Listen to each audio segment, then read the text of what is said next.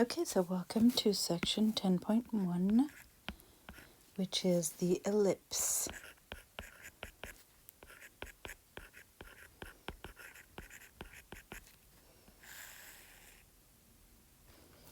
Okay, so let's recall.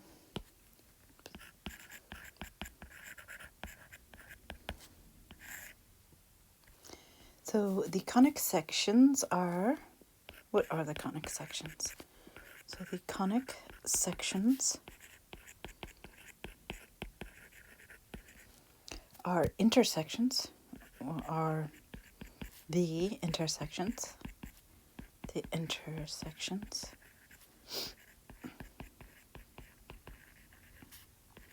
of a plane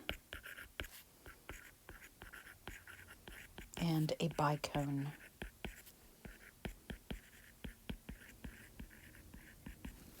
Okay, so for example, let's say we have, so I'm going to try and draw. Oh, good. Okay, so let's copy, paste.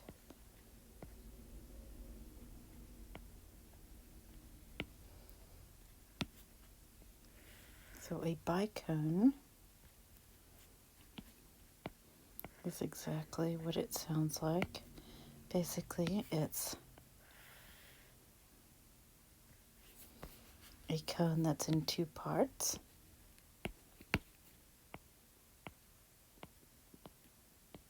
So this part's in the background. So we have something like so. So we have four conic sections. So copy, paste. Technically three conic sections, but you'll see what I mean in a moment.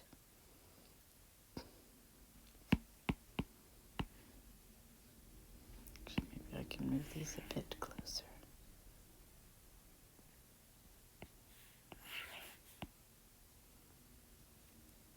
Okay, hopefully that looks even enough. And maybe I should move it to the left a bit. I know it's silly, but I'm completely OCD about this. Okay, so the first conic section will be the intersection of a plane and the bicone.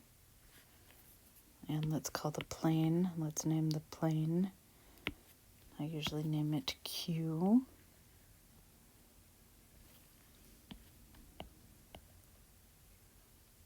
Okay, well, it's not going to help me out here. So I'll just delete that. Let's zoom in a bit. I'll just copy and paste that because then it'll be at the same angle. There we go. So now we're going to have in the background this plane here that goes behind. And what's going to happen is it's going to intersect the bicone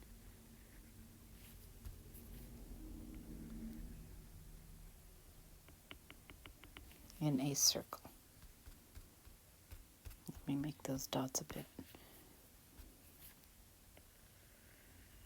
So where the plane intersects the bicone, it will form a circle. So this is, let's call this plane Q. And let's consider the vertical axis of symmetry through here. Actually, I want to make that a bit. Okay, so we've got this vertical axis of symmetry. So the circle will be when plane Q is perpendicular, meaning at a 90-degree angle to vertical axis.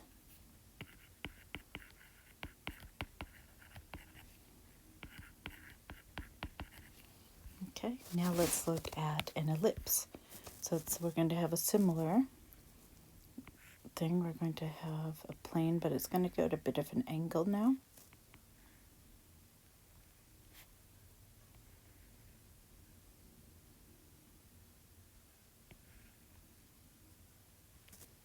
Something like so. so, and it's going to intersect now in an elongated circle, which of course we call an ellipse. So this is where the book differs from me. I'm just going to show you an ellipse and a circle, even though a circle is an ellipse, though the converse is not necessarily true. So an ellipse.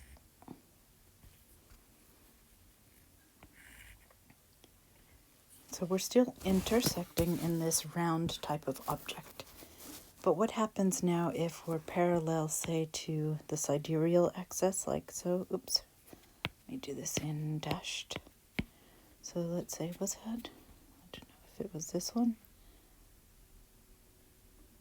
No, it was actually the other one. Okay, so let me use the even lighter one. Okay, so we've got this axis right here, which we will call the sidereal axis. And now we're going to have a plane that is actually parallel to that axis. How should I do this? Something like so.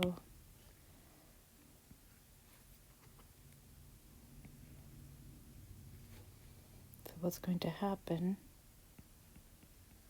Oops, that's terrible. Hold on. Try and draw this a bit better.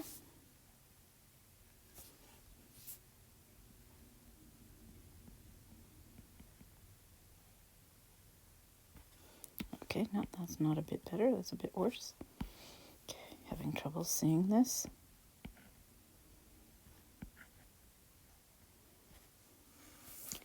Maybe what I should do is first make them solid lines and then just erase part of it, because I think that would look better. So let's do that. I will make this one a solid line all the way down. Then I will copy and paste this one down here so it's at the same angle, kind of.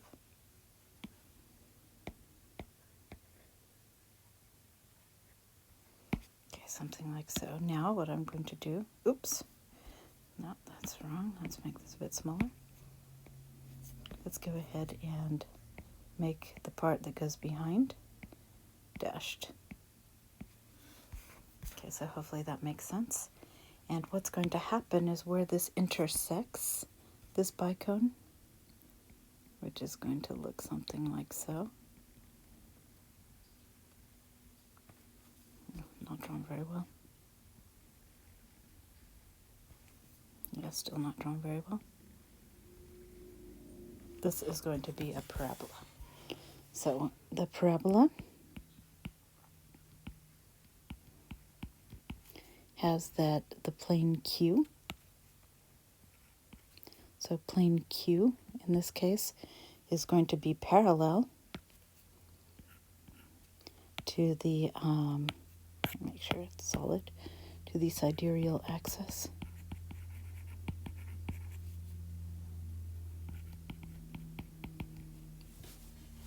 Okay, and now the last conic section. We will have, once again, I'm going to introduce the vertical axis. And what we're going to have now is a plane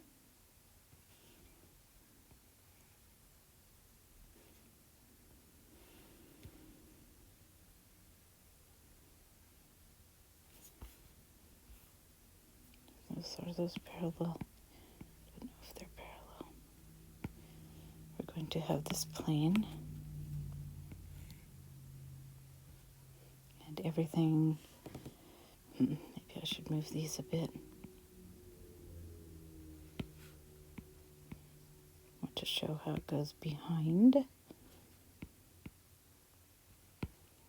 Okay, so what's going to happen then?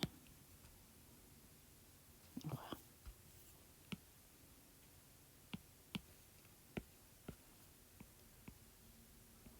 That part's behind.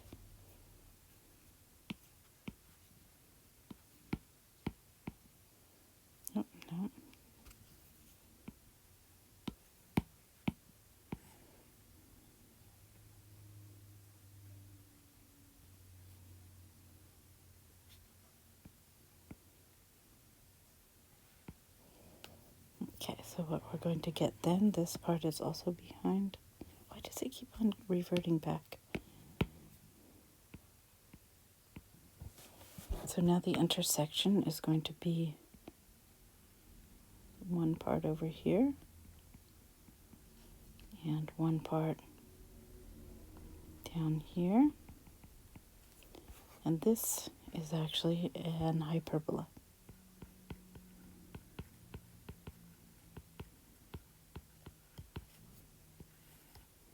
And the hyperbola has plane Q parallel to the vertical axis. It's supposed to be a parallel symbol. Parallel to the vertical axis. Oops.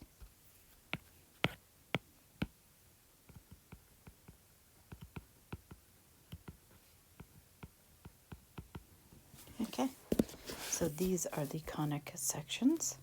And this section is all about the ellipse. So definition. What is an ellipse? So an ellipse, that's what we're defining.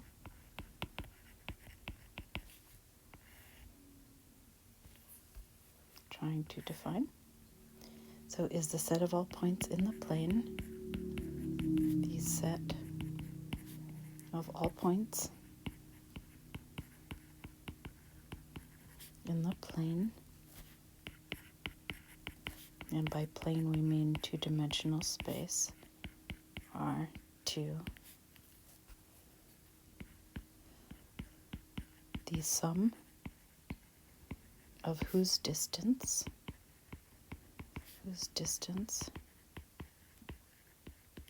from two fixed points,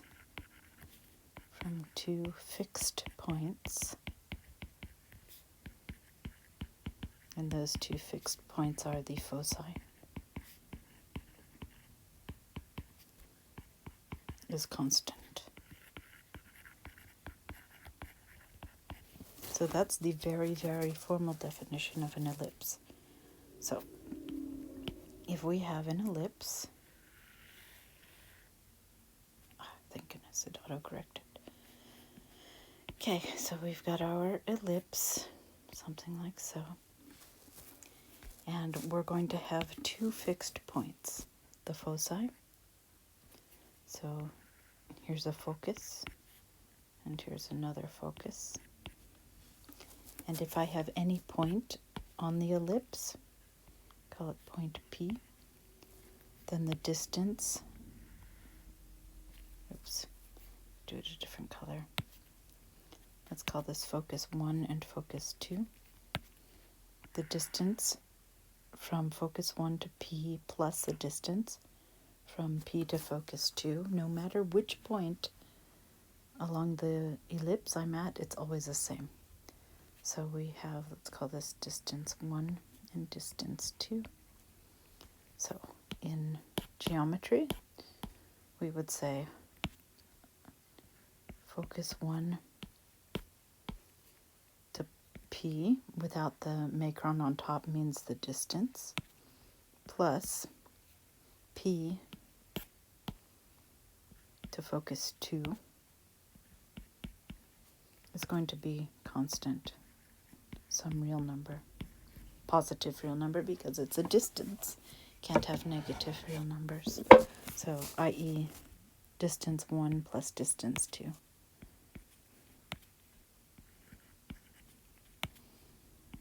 Is constant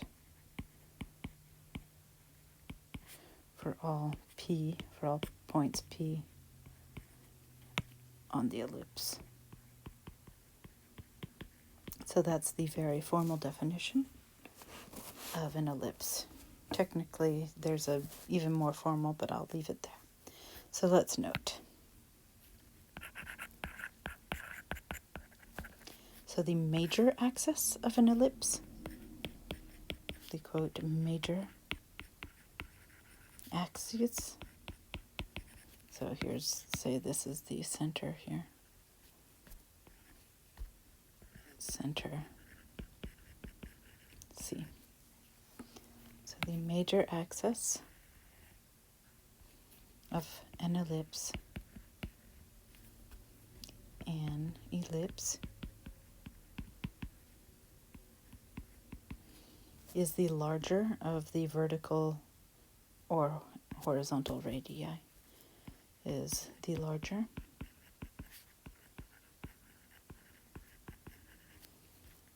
of the vertical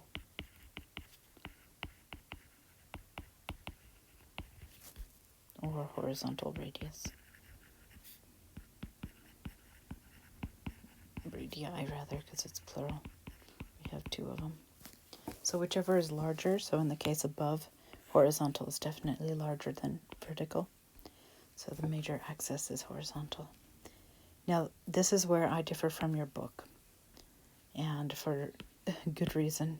Your book has two different definitions based on which is the major axis. I'm just going to give you one definition where you can see quite clearly which is the major axis, and you don't have to use a crazy theorem.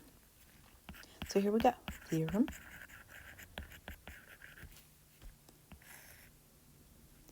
So the equation for an ellipse,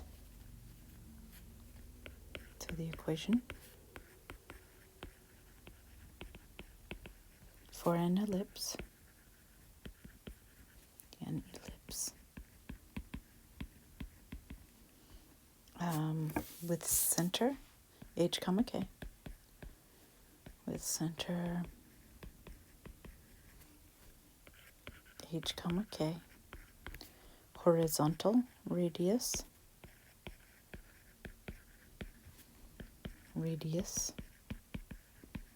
a, vertical radius b, and foci, plural for focus, at a distance of c being equal to the square root of the absolute value of a squared minus b squared from the center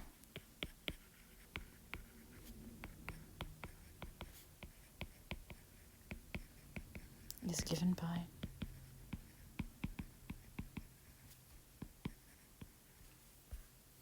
quantity x minus h squared divided by a squared plus quantity y minus k squared divided by b squared is equal to 1. So for me, a and b can interchange being the largest. It doesn't matter. Your book does it differently. I just do it. Whichever's largest is largest. Period. No need to differentiate. Okay, so for example. So let's plot the following and label the foci. Plot the following ellipses.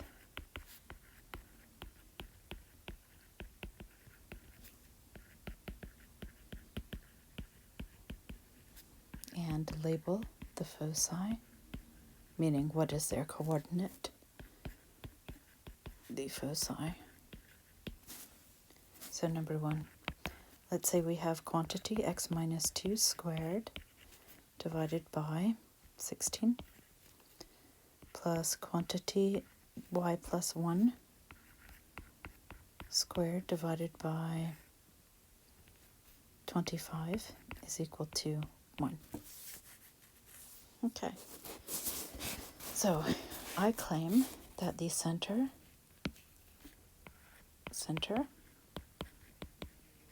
is going to be at positive 2 and negative 1, given the above.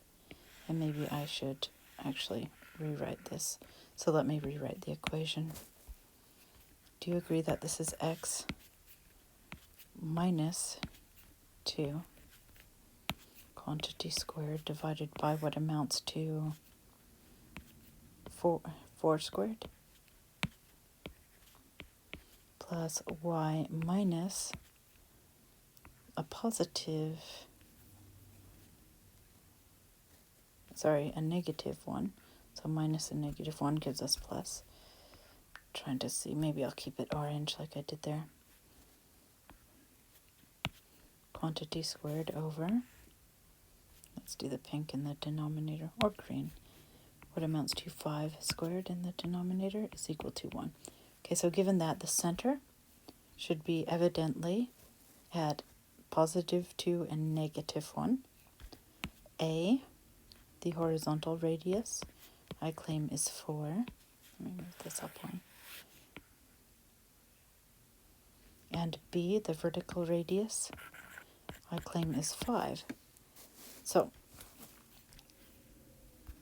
let's find C. C is going to be the square root of the absolute value of a squared minus b squared. So we have 25 or 16 minus 25. It doesn't really matter. In absolute value, that is 9.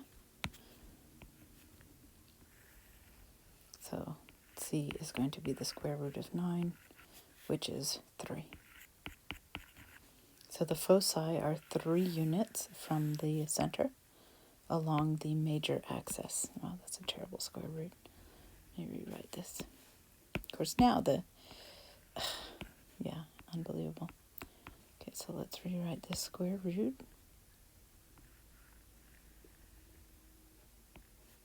That's an absolute value inside there. Okay, so let's go ahead and draw this. I know the major axis will be the y, because it's larger. I'm going to the right 2 and down 1. So hopefully I have enough. I might need to make a smaller scale here. 1, 2, 3, 4. 1, 2, 3, 4, 5, 6. Well, maybe I could do it. 1, 2, 3, 4, 5. 1, 2, 3, 4. Okay, so the center is at positive 2, negative 1. I know that my horizontal radius is 4. So I go 1, 2, 3, 4 to the right, 1, 2, 3, 4 to the left from the center. My vertical radius is 5. 1, 2, 3, 4, 5. So 5 up. 1, 2, 3, 4, 5. Oops. 5 down. 1, 2, 3, 4, 5. Shoot. That's very close, isn't it? From the center. So that's supposed to be on the line, but if I drew it on the line, wouldn't work. Okay, so let's go ahead and try and draw this thing. Well, if possible. Yeah, it wasn't possible, but I tried. Okay, so, no, it made a circle. Shoot. Okay, so let me try it as 2 arcs. Maybe it'll let me do that. Kind of. Or is it going to give me 2 parabolas? Well, we'll see. I think it's going to give me 2 parabolas. Yeah. Shoot. Okay, so I know what I can do. I can make a thin ellipse and make it fatter. Yeah, okay. That's what I'll do. So thin ellipse.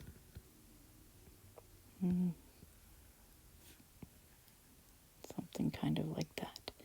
No, not drawn very well, but you get the idea, hopefully. Okay, my foci are along the major axis, which in this case is along the y-axis because the y radius was 5 and the x radius was 4. So from the center I go up 3 to focus 1, 1, 2, 3, down 3 to focus 2. It doesn't matter, you can just call them both the foci. It doesn't matter which is 1 or which is 2. But there we go, that is the first ellipse. Okay, so number 2. Let's say we have quantity x plus 1 squared divided by 9 plus quantity, let's do y minus 3 squared divided by, you know what, I'm going to change this up. Let's do 25 down here and 9 down here, something like that, equals to 1. Okay, so rewriting this, we will have x minus a negative 1 to give us a plus 1 divided by what amounts to 5 squared plus y minus a positive 3 quantity squared divided by what amounts to 3 squared is equal to 1. Okay, so my center will be at -1 and +3. Always the opposite. My horizontal radius is 5. My vertical radius is 3. So these two together imply that C will be the square root of absolute. 5 squared is 25 minus 3 squared is 9. So that's going to be the square root of 16, which is, of course, 4 along the major axis. So now I just need to find out what the major axis is. So x and y coordinate axes.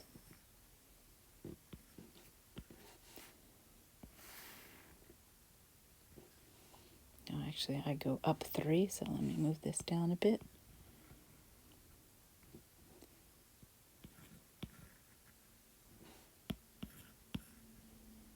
And make this a bit longer. Something like so. So 1, 2, 3, 4, 5, 6, 7. 1, 2, 3, 4, 5, 6. 1, 2, 4, 5. 1, 2, 3. I think I'll just make this one a bit shorter. Okay, so first let's plot the center, which is at -1, 3. From that center, 1, 2, 3, 4, 5. Okay, I'm going to go, my horizontal radius is 5. So I go 1, 2, 3, 4, 5 to the right. 1, 2, 3, 4, 5 to the left. 1, 2, 3, 4, 5. 1, 2, 3, 4, 5. Yeah, okay, I guess that is the same. Then my vertical radius is 3, so I go up 3 and down 3. Then I can draw an ellipse that hopefully is somewhat close to an ellipse. Thank goodness for autocorrect. Not that it's that great, but it's better than what I could do. There we go. Something like that. Okay, now my foci are 4 units along the major axis, and it should be clear that the major axis here is horizontal because it's longer. So my foci will be 3 to the right. Oops, wrong color. Or wrong. So 3 to the right for focus 1. 3 to the left for focus 2. Remember, it doesn't matter which one is called focus 1 or focus 2. Actually, let me do this up here. The larger radius was vertical, so let's indicate that. Okay, so number 3. 1, 2, 3. So we have a quantity, x plus 1 squared divided by 16 plus y squared divided by 4 is equal to 1. So rewriting this, this will be x minus a -1 quantity squared divided by what amounts to 4 squared. Plus, I claim that y is just the same as y minus 0 quantity squared over what amounts to 2 squared is equal to 1. So the center is going to be at -1 and 0. I claim that the horizontal radius A is 2, vertical radius B, sorry, wow, no, wrong one. The horizontal radius is 4, and the vertical radius B is 2, which means that C is going to be the square root of the absolute value of A squared, which is 16, minus B squared, which is 4.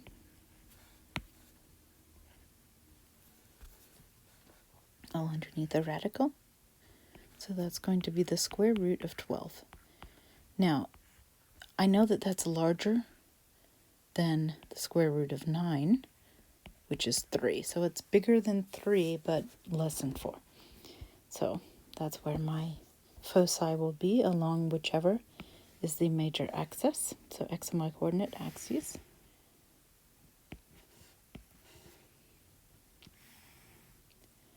I actually don't need that large of an axis, but okay, so x and y. So we have 1, 2, 3, 4, 5, 6. 1, 2, 3, 4. 1, 2, 3, 4, 5, 6. 2, 3, 4. Okay, so my center is at -1, 0. That's on the axis. My horizontal radius is to the right 1, 2, 3, 4, and to the left 1, 2, 3, 4. My vertical radius is 2, so up 2 and down 2 from the center. I can then create my ellipse.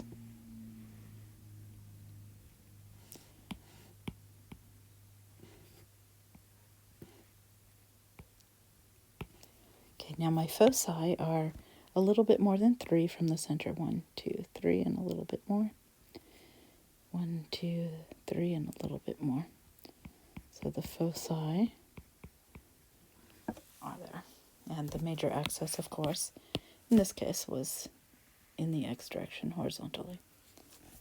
Okay, so hopefully that makes sense. Ellipses are nice, I like them, but we're going to get in a later section to a much easier way to do this. So let's recall. So to complete the square,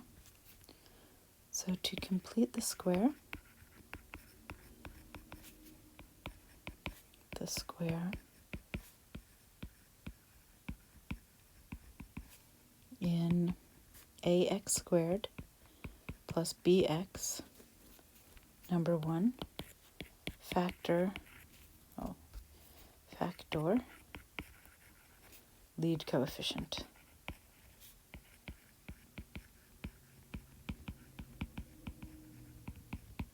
So we'll have a times the quantity x squared plus b over a times x. Step number 2, square half the linear coefficient.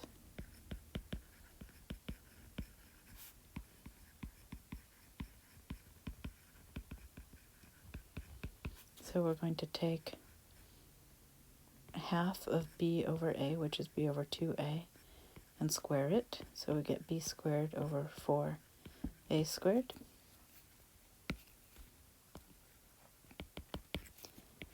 Add the result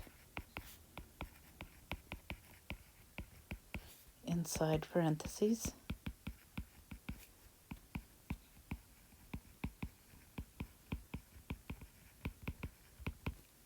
So what we will have then is a times the quantity x squared plus b over a times x plus b squared over 4a squared. And then the next step will be to subtract a times the result on the outside.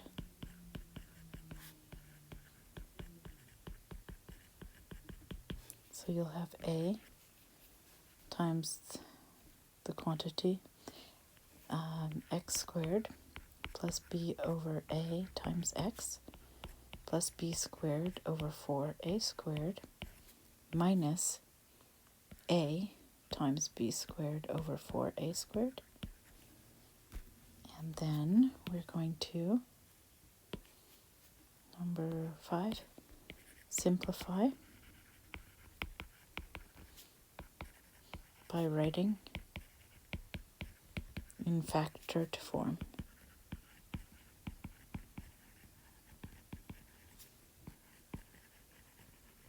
By which we mean a times the quantity x minus b over 2a squared minus b squared over 4a, because one of the a's reduces. Okay, so that is completing the square. It's a lot easier done than said. So let's go ahead and do it. So for example, so complete the square and then plot the following ellipses. So complete the square.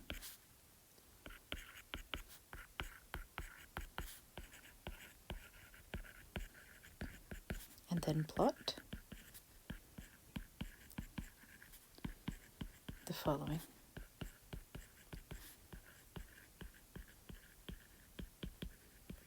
So number 1, let's say we have 16x squared plus 9y squared plus 64x minus 36y minus 44 is equal to 0. Don't like that 0. Let's make that better. Okay, so what I'm going to do, I'm going to color code. So 16x squared plus 9y squared plus 64x minus 36y minus 44 is equal to 0. So what I want to do is group like terms. So I'm going to group 16x squared plus 64x. Then I'm going to group 9y squared minus 36y.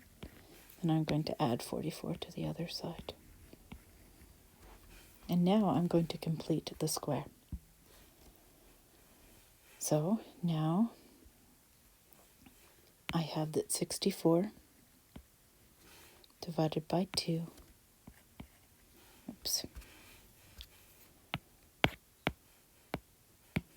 Divided by 2. Quantity squared. Oh, actually, no. What am I doing? I'm a liar. Follow the steps. First, I have to factor out the 16 from here, giving us x squared plus 4x. That'll be easier. Then I have to factor out the lead coefficient here, which is 9, giving us y squared minus 4y. Now my life will be easier. Okay, so now the linear coefficient of the first is 4 divided by 2, quantity squared is going to be 4. And for the y's, it'll be negative 4 divided by 2. Quantity squared is also 4. So I'm going to add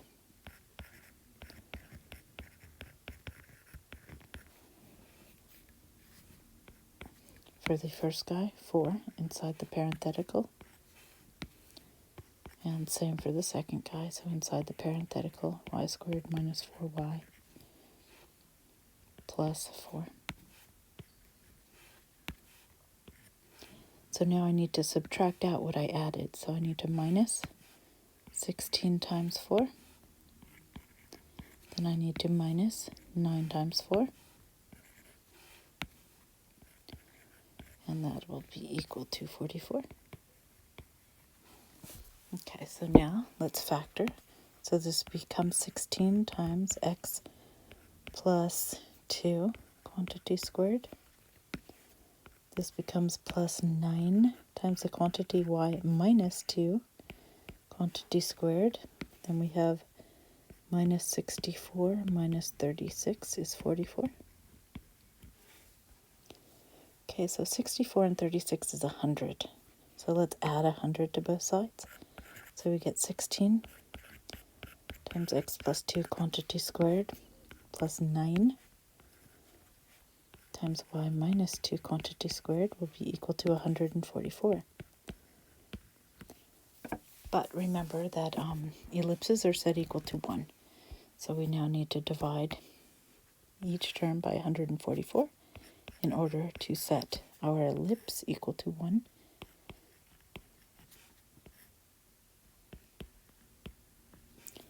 Okay, so 16 goes into 144.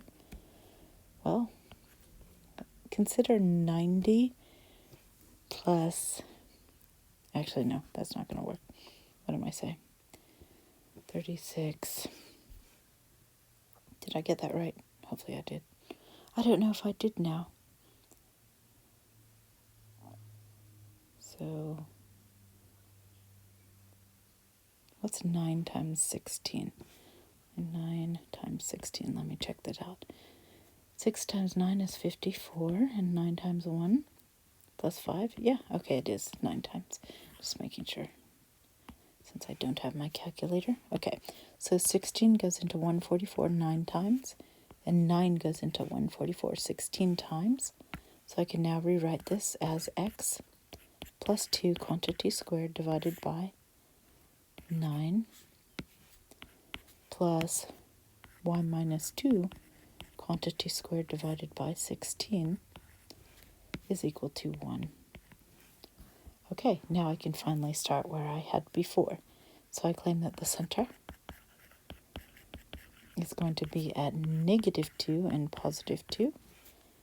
I claim that the horizontal radius A is 3, the vertical radius B is 4, which means that C is going to be the square root of the absolute value of 9 minus 16. So that's going to be the square root of 7. Well, the square root of 7 is just a little bit less than the square root of 9, which is 3. Okay, so x and y coordinate axes. Oops, oh boy, what just happened? Okay, so my center is at negative 2 comma 2.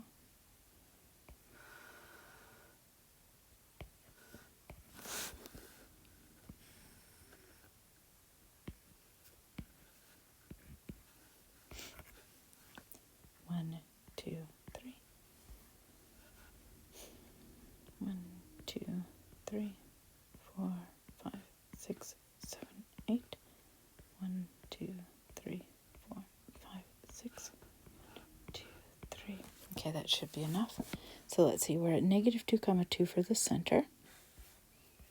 I know that my horizontal radius is 3 to the right, 3 to the left. My vertical radius, however, is 1, 2, 3, 4 up and 4 down. So, drawing the ellipse.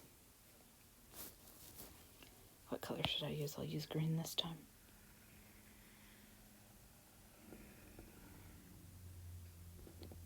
No, okay, I don't want a circle.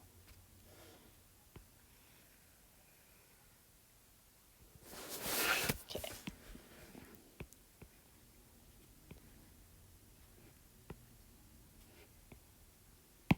Okay, so here's my ellipse. It should be evident that the major axis is now vertical. So I'm going to place my foci at a distance of little less than 3, up and down, focus 1, focus 2, from the center. All of that. That was a nice one. Okay, so number 2, let's see. Let's say we have 4x squared plus 25y squared minus 24x plus 50y minus 39 is equal to 0. So color coding, let's do, same color, keep it. So 4x squared plus 25y squared minus 24x plus 50y minus 39 is equal to 0. So grouping, we will have 4x squared minus 24x. Then we will have plus 25y squared plus 50y. And let's move the 39 over. So this is equal to 39. So let me first factor out the lead coefficient. So x squared minus 6x plus now 25 times y squared plus 2y is equal to 39. So completing the square, I have negative 6 divided by 2. Quantity squared will be 9. Then I have positive 2 divided by 2. Quantity squared is equal to 1. So I add inside the parenthetical x squared minus 6x plus 9 for the first guy. Inside the second parenthetical, I'm going to add y squared plus 2y plus 1. But whatever I added in, I now subtract out, so minus 4 times 9 minus 25 times 1 is equal to 39. So we end up with 4 times the quantity x minus 3 squared plus 25 times the quantity y plus 1 squared minus 36 minus 25 is equal to 39. So what is 36 if 36 and 25 is going to be what, 61? Is that true? I don't know. So we have 4 times the quantity x minus 3 squared plus 25 times the quantity y plus 1 squared is equal to.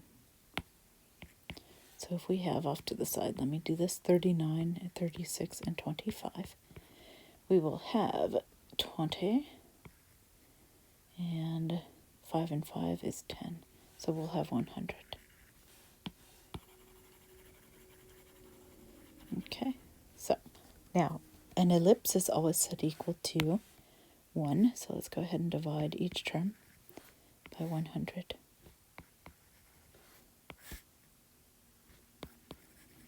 So simplifying, 4 goes into 125 times, 25 goes into 104 times.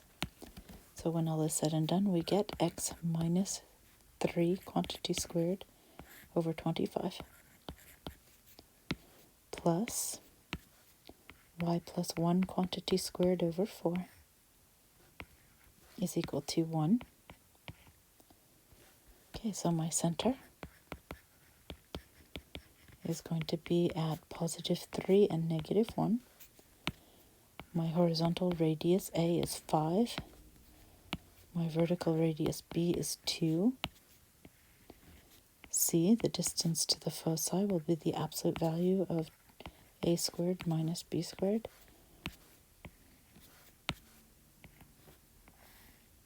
Okay, so C is equal to the square root of 21, which is a little bit less than the square root of 25, which is 5. So it's a little bit less than 5.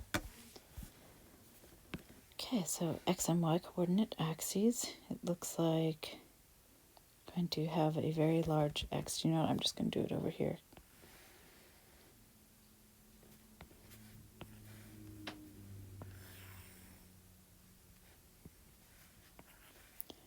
X and y.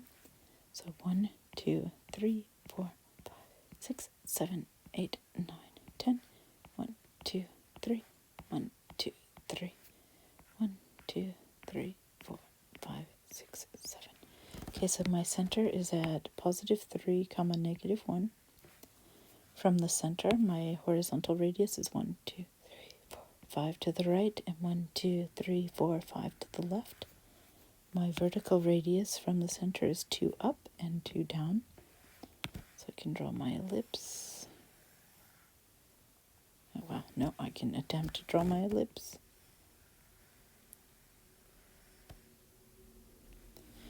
Good enough for government work, I suppose. Although it's skewed, I wish it wouldn't skew like that. But you get, I'd say, a good idea, but this is a terrible graph. Okay, so now it should be evident that the major axis is horizontal. So my foci are 1, 2, 3, 4, not quite 5. 1, 2, 3, 4, not quite 5 along the major axis. What's that, number 2? Yeah, so let's do third time's a charm. So number 3.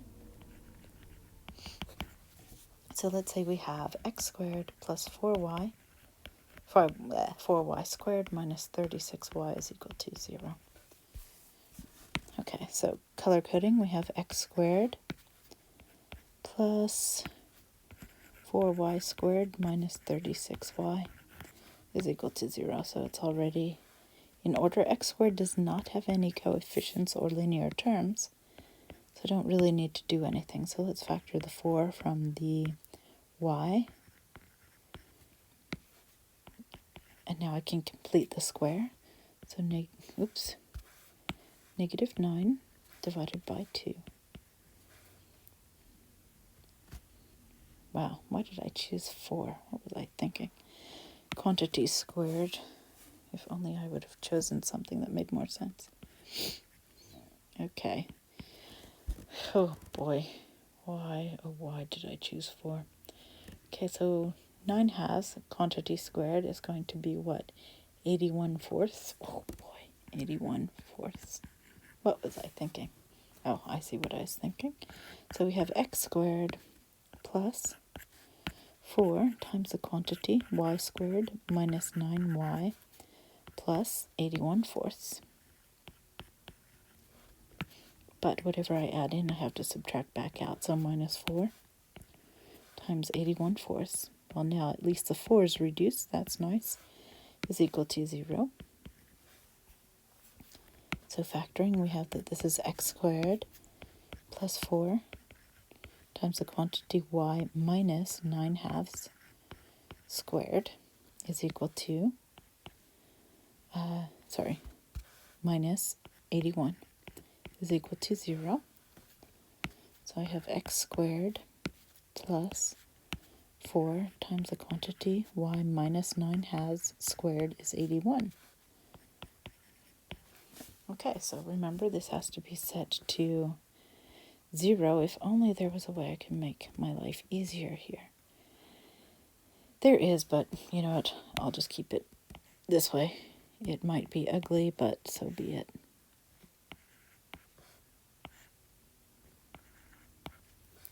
So it should be clear that,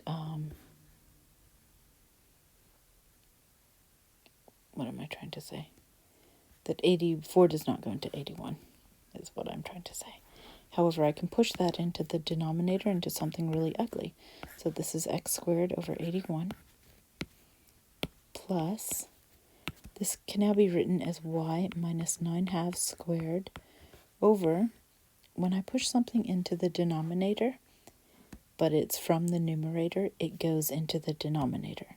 So this will now be 81 fourths. So it's in the denominator of the denominator if it's in the numerator. And you can prove that to yourself by inverting and multiplying. And you'll see that that 4 comes right back up.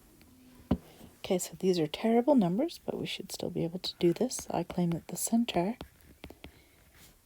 is at 0, 9 halves, which is 3.5, right? Or, no, 4.5. Addition, not my strong suit. Okay, so A, the horizontal radius, is 9. But what about B, the vertical radius? Well, I claim that it's 9 halves, which is 4.5. Okay. So what about C? C is going to be the square root of the absolute value of A squared minus B squared.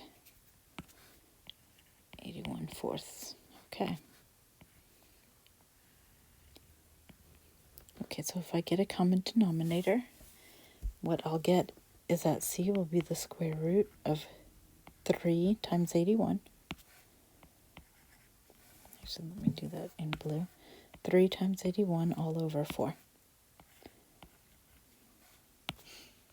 Okay. So, I claim that C is going to be root 3 times 9 halves. 9 over 2. So that's going to be larger than, well, do you agree that, let me put it this way, let's do it this way. This is less than root 4 times 9 halves.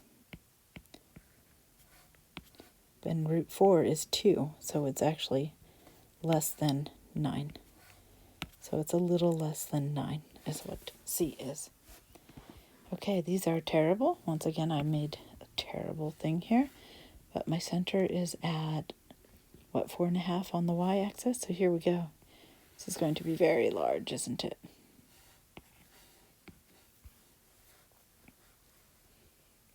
Okay. So X and Y. So let's see, we have 1, 2, 3, 4, 5, 6, 7, 8, 9, 10, 11. Nope, still not enough. Okay, so let's move this. 12, no.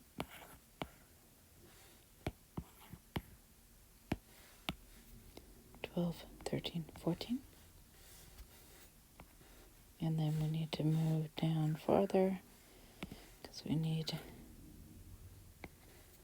1, 2, 3, 4, 5, 6. 1, 2, 3, 4, 5, 6, 7, 8, 9, 10, 12, 13, 14, 15. 1, 2, 3, 4, 5, 6, 7, 8, 9. Okay. Holy free holy. Okay, so my center was at 0, 9 halves. So 2 halves, 4 halves, 6 halves, 8 halves, 9 halves. So that is 4.5. My horizontal radius was 9. 1, 2, 3, 4, 5, 6, 7, 8, 9 to the right. 1, 2, 3, 4, 5, 6, 7, 8, 9 to the left.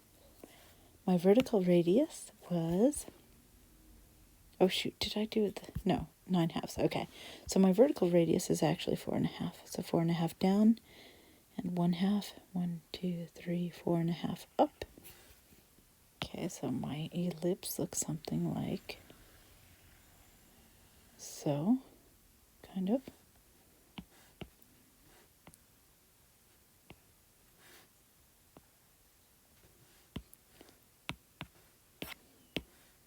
It should be clear that the major axis is horizontal. So my foci will be along the major axis at not quite 9. So 1, 2, 3, 4, 5, 6, 7, 8. I'm going to say it's, maybe it's a little, something like that. Not perfect, I don't care. You can estimate the foci. I just want the ellipse to be perfect. Well, you know, plotted as well as you can. Trust me, I understand how these things go. Very, very awry. Okay. So note one thing before we go. So, oops, wrong color. Note.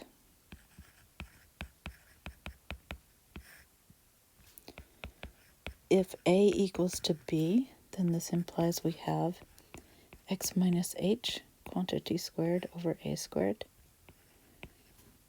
plus y minus k, quantity squared, over b squared, which is a squared, equal to 1, which, if we go ahead and multiply through